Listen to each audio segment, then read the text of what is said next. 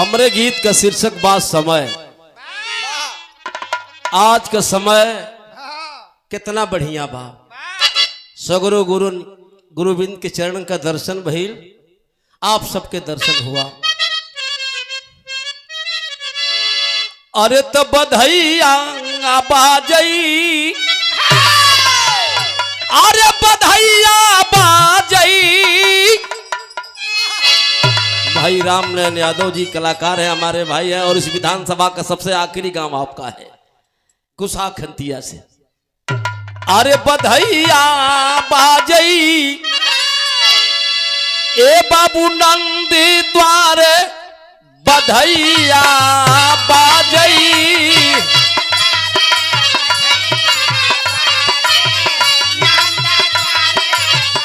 हमारे सिद्धिक भाई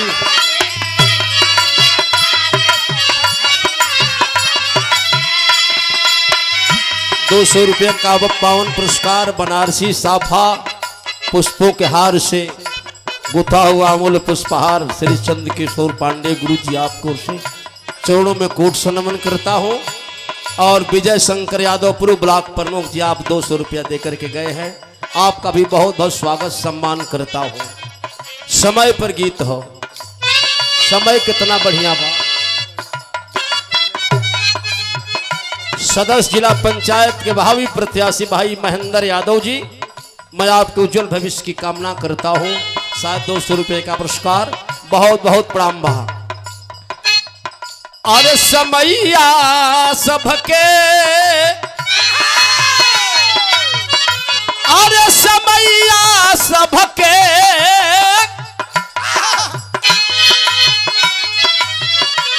अरे समैया सबके नाच नचावे, समैया सबके।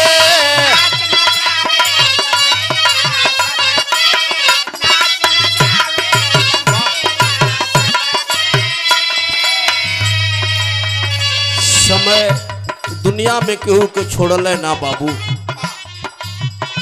ये लिए हरदम घूमे। भाई शिवानंद यादव जी हमारे गुरु जी के हनुमान हैं, बहुत बहुत आपका स्वागत करता हूं। उस कमेटी के आप सदस्य हैं। हरदम घूमे समैया कई चक्करी,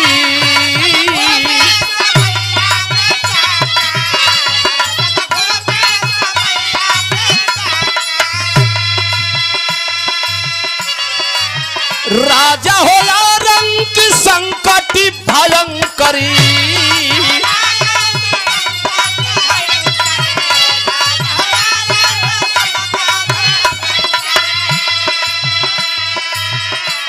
समय बढ़िया बा, बढ़िया भोजन, बढ़िया कपड़ा, बढ़िया लोगों से साथ संबंध हो बाबू।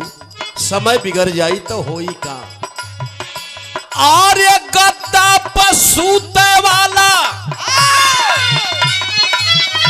अरे गद्दा पसूत वाला पोरा ना पावे हो, समैया सबके नाच नचावे, समैया सबके।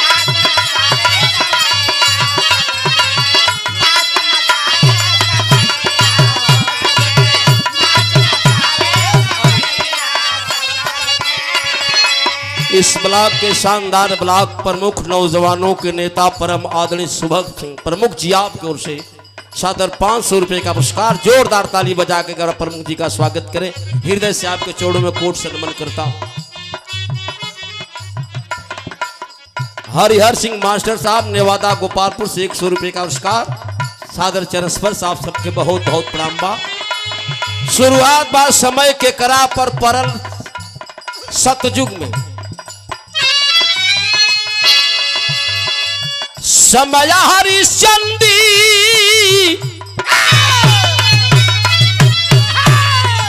समय हरिश्चंद काशी में आए।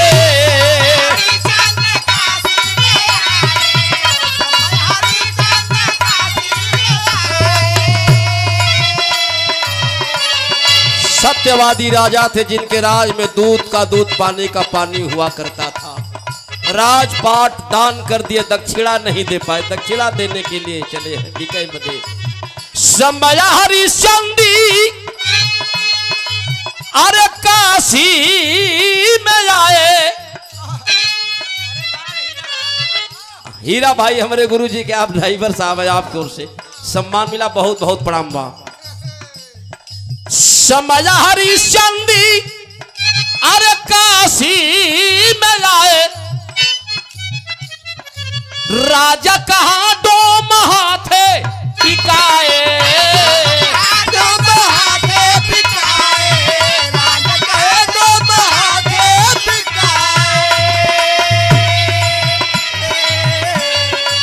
रवि रेडियो पूर्वांचल नहीं, प्रदेश में आपका कोई जोड़ नहीं है। रवि रेडियो के मालिक हमारे अग्रज, हमारे भाई, आपके ओर से प्यार के पखुड़ियों से गुथा अमूल पुष्पहार, साल 100 रुपये का पुरस्कार भैया केदार यादव जी आपकी ओर से।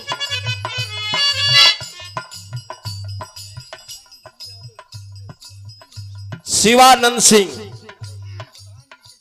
पूर्व प्रधान जो इस कहां डोम हाथे बिकाए। कोयला बाजार में राजा हरिश्चंद्र बीके कल्लू डोम के घरे ड्यूटी पौलन कौ नौकरी लगल, श्मशान घाट पर मुर्दा फुकला के। और तारामती ब्राह्मण के घर बिकी चौका बर्तन का काम करने लगी, जैसा प्रमाण मिलता है। पुत्र रोहित के सर्प डसले बाबू बिगय कफन पुत्र की लाश को लेकर के श्मशान घाट पर जाती है, जहां पतिदेव पहरेदारी करते हुए पुत्र की लाश को सुता करके बाबू अभय सिंह यादव जी निवेदन करती है, प्रिय आपका बेटा अपने हाथ से अपनी बेटवा के अग्निदान देता। आंख से आंसुओं की धार चल रही है। एक तरफ तारामती रो रही है, दूसरे तरफ राजा हरिश्चंद्र रो रहे हैं, लेकिन मालिक का आदेश है कैलन का। राजा कहाँ डोम हाथे बिकाए। मजबूर हो गए। आर्य मर घाटी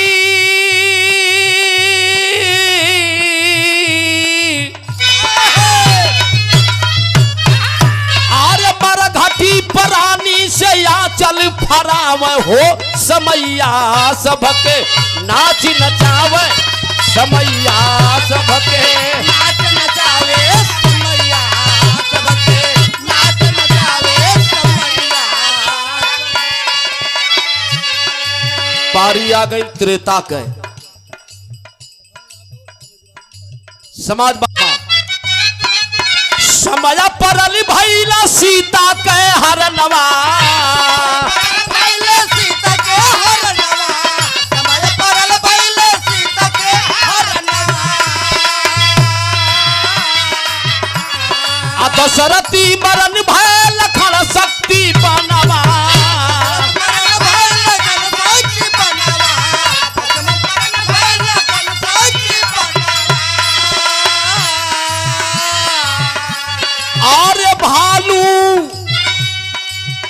जमाना रहे रावण का।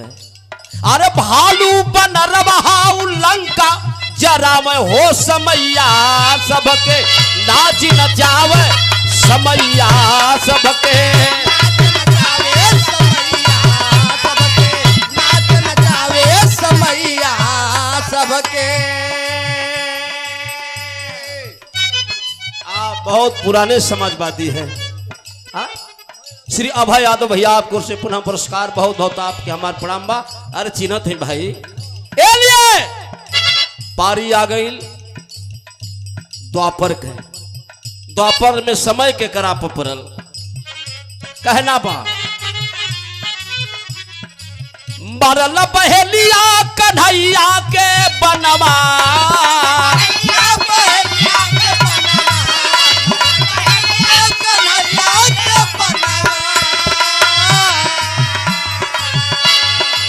वेद शास्त्र पुराण बतावला कि भगवान कन्हैया की सारी देह वज्र की हो चुकी थी, मगर केवल पैर का तलवा ही बचा था। चौथेपन में भगवान तपस्या करे बदे जंगल में गईलन। गोल पर गोल चढ़ा के भगवान की भक्ति में लीन हुवन। धनुष पर बाण चढ़ा करके छोड़ दिया बहेलिया, तलवे में बाण लगा। बाबू हो आह आह की आवाज आने लगी। पांडव। उठाना चाहे धर्मराज, उठाना चाहे अर्जुन, डांट देते धर्मराज तेरे शरीर से स्पर्श होगा तेरी आदि शक्ति छीन हो जाएगी। वही जो खड़ा हो गई लन, अब बेईमान थोड़ो हो वीरेंद्र भाई, तबो बेईमाना मुनाफा खो रहला, कम रहला।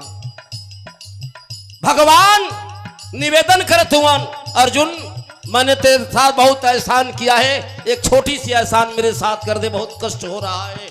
कल तो कि हम छू ना सकीला, कल तब कल एक काठ की पिटारी बनवा करके लाओ, मेरे पास रख दो, धनुष पर बाण चढ़ा करके मारो, मेरी शरीर पिटारी में प्रवेश कर जाए, दूसरा बाण मारोगे जा करके पिटारी किसी सागर में गिरे, ये अर्जुन हमार भी उद्धार हो जा। कहना है मरल बहेलिया कन्हैया के बनवा,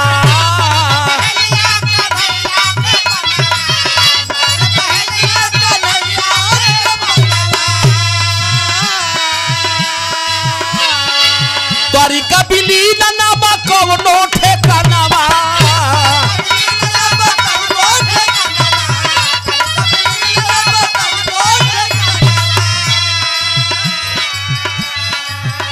अरे परीक्षित कहानी, अरे परीक्षित कहानी सुखदेव मुनि सुनावे हो, समैया सबके नाच नचावे, समैया सबके।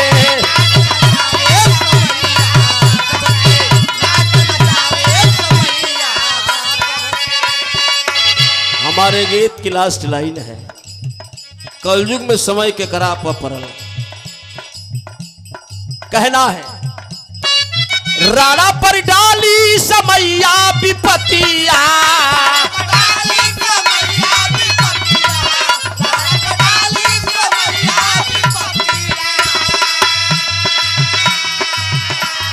आ बेटी बेटा खइला घास वाली रोटिया,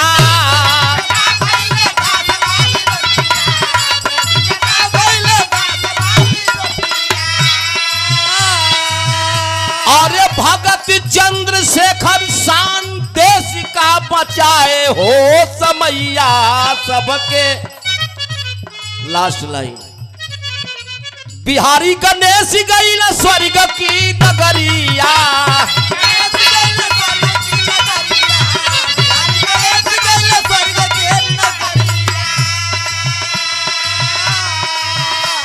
आ छोड़ी गई न बेचन अपन बिरहा के बजरिया,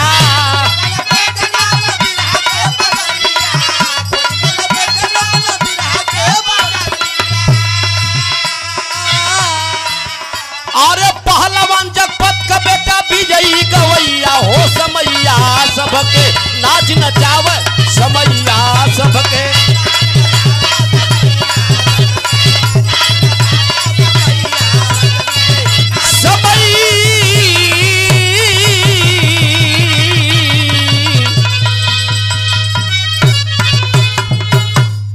सभी यूट्यूबर साथी सबका सम्मान करते, बहुत बहुत आप सबके प्रणाम।